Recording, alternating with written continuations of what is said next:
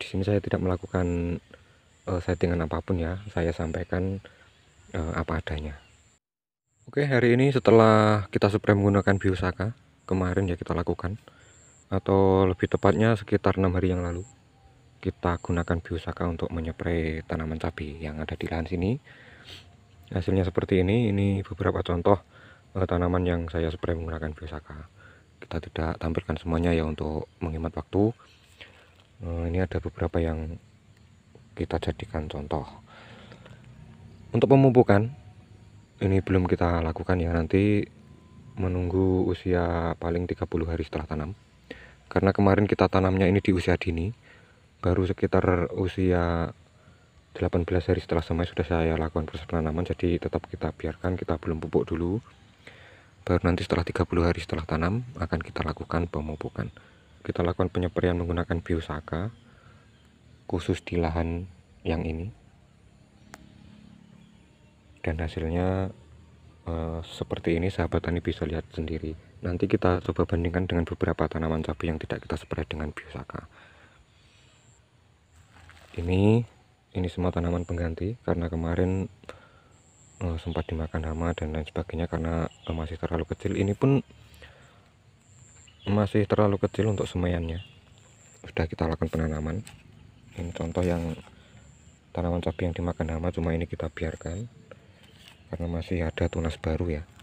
Ini juga ini dimakan hama, kemudian kita kasih satu lagi di samping tanaman ini. Kita akan bandingkan dengan tanaman cabai yang tidak kita spray menggunakan Biosaka. Nanti silakan sahabat tani berpendapat, silahkan tulis di kolom komentar bagaimana hasilnya. Cuma memang untuk ini ya, untuk antara yang saya lihat langsung dengan yang ada di kamera mungkin beda ya. Jadi saya akan sedikit menerangkan keadaan cabai yang saya tanam saat ini. Di sini saya tidak melakukan settingan apapun ya, saya sampaikan apa adanya. Jadi kita tidak usah melakukan settingan, kita sampaikan apa adanya karena ini kita lakukan untuk menguji Biosaka. Saya kemarin 4 kali membuat Biosaka yang indikasinya berhasil. Saya mendapatkan 2 botol ya, salah satunya sudah kita coba aplikasikan ke tanaman cabai yang di sini. Oke, sekarang kita menuju ke tanaman cabai yang tidak kita spray menggunakan Biosaka ya, sambil kita lihat-lihat. Kemudian di sini untuk sahabat tani yang belum subscribe, silahkan subscribe dulu supaya nanti tidak ketinggalan ya untuk video terbaru tentang perkembangan penanaman cabai yang saya lakukan. Di tanaman cabai yang kita lakukan adalah untuk pengujian Biosaka, penemuan terbaru di dunia pertanian ya, sudah lama dikembangkan ya di Blitar sana, dan baru akhir-akhir ini booming atau ramai dibicarakan, dan saya sudah mencoba membuat, saya aplikasikan ke tanaman cabai yang saya tanam. Oke, kita sudah sampai di lahan yang tidak kita spray menggunakan Biosaka. Sebagai contoh ya, kita lihat beberapa tanaman saja yang saya jadikan contoh supaya mempersingkat waktu. Ini tidak ada settingan apapun, saya sampaikan apa adanya ya. Mungkin berbeda dengan yang saya lihat langsung dengan yang sahabat tani lihat.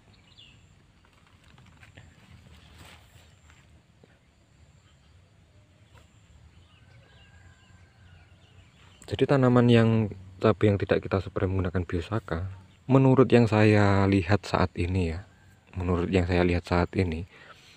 kalau kita lihat dari daun itu lebih hijau yang kita spray menggunakan Biosaka. Apakah hijau daun dari tanaman cabai tersebut adalah memang dari pengaplikasian Biosaka yang kemarin saya lakukan? Di sini saya belum bisa simpulkan ya, cuma saya menyampaikan apa yang saya lihat saat ini. Memang di lahan sini dan lahan yang kita spray menggunakan Biosaka, perbedaannya adalah untuk bagian daun memang lebih hijau yang kita spray menggunakan Biosaka.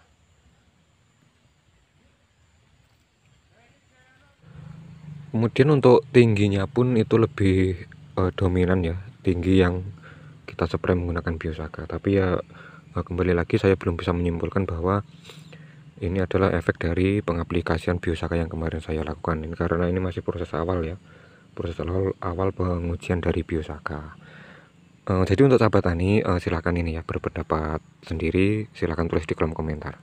Apakah sahabat tani punya pengalaman lain tentang penerapan dari Biosaka ini? Jadi silahkan tulis ya di kolom komentar.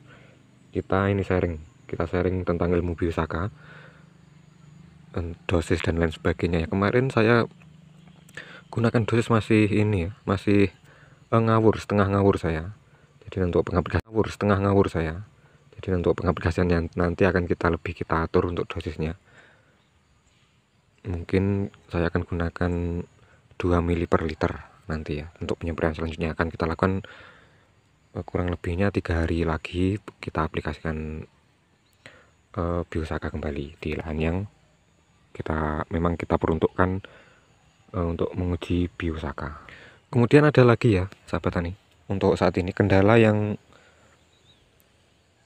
saat ini terjadi di sini adalah untuk penanaman cabai ini tidak hanya di lahan sini ya, tidak hanya di lahan saya, tapi juga di lahan para petani lain yang ada di sini yang menanam cabai itu adalah mengalami seperti ini, atau semacam virus Gemini ya. Ini atau virus Gemini atau bukan, kita sendiri juga belum begitu paham, belum bisa memastikan. Ini masih kita biarkan, kita coba untuk rawat, siapa tahu bisa pulih nanti.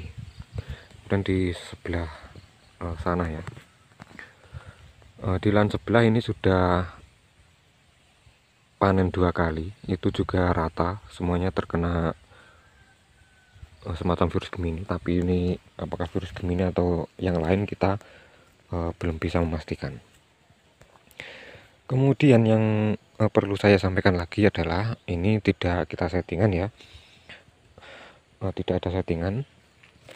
Tidak hanya yang di lahan yang tidak kita spray menggunakan Biosaka, di lahan yang kita spray menggunakan Biosaka pun sampai saat ini ada juga tanaman cabai yang terserang seperti tadi ya, atau kuning keriting semacam virus Gemini.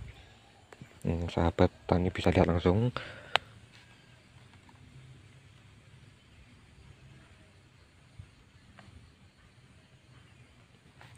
Jadi ini bukan efek dari Biosaka ya, memang penanaman kalau di wilayah sini di antara bulan Juli dan Agustus itu biasanya kendalanya seperti ini. Jadi itu saja yang saya sampaikan saat ini. Hari ini video kali ini adalah sedikit review ya tentang tanaman cabai yang sekitar 6 hari yang lalu saya spray menggunakan Biosaka. Bagaimana untuk pendapat sahabat tani? Silahkan bagikan pengalaman lain tentang Biosaka ini, tulis di kolom komentar. Ada pertanyaan juga silahkan sahabat tani tulis di kolom komentar, dan sarannya harusnya bagaimana untuk menguji Biosaka ini, atau ada anjuran dosis yang mungkin sahabat tani lebih pahami, akan kita coba pada video berikutnya. Yang penting adalah subscribe dulu ya, supaya tidak ketinggalan video selanjutnya. Oke, sekian dulu video kali ini, semoga bermanfaat. Sampai jumpa pada video selanjutnya.